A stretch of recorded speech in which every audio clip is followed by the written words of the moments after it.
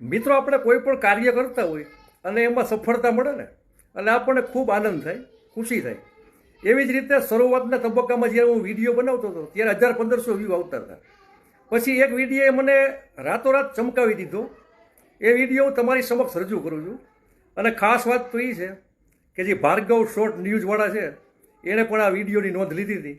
કે તમારી સમક્ષ ફરીથી રિપીટ કરું છું. Thank you. વિડીયોમાં દરબારનું કાંઈ બોલાઈ ગયું તો બાપુ ઘરે આવીને મારે અને માર ખાવાની જ રહીએ. ભડવાર સમાજનું કાંઈ બોલાઈ ગયું તો એ ભીસા ઘેરી નાખે.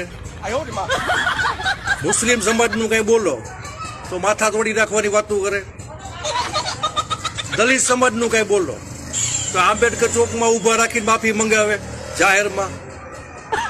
દેવી પૂજક સમાજનું કાંઈ બોલાઈ ગયું તો માથે ટકો કરાવીને આખા ગામમાં સરઘસ કાઢે.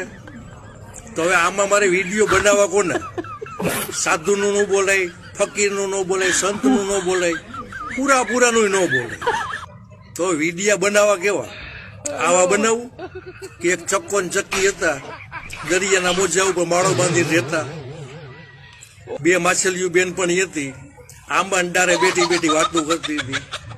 અને ગજબ તો અહીંયા થઈ ગયો કે આકાશમાં ઉડતો અજગર જોયો.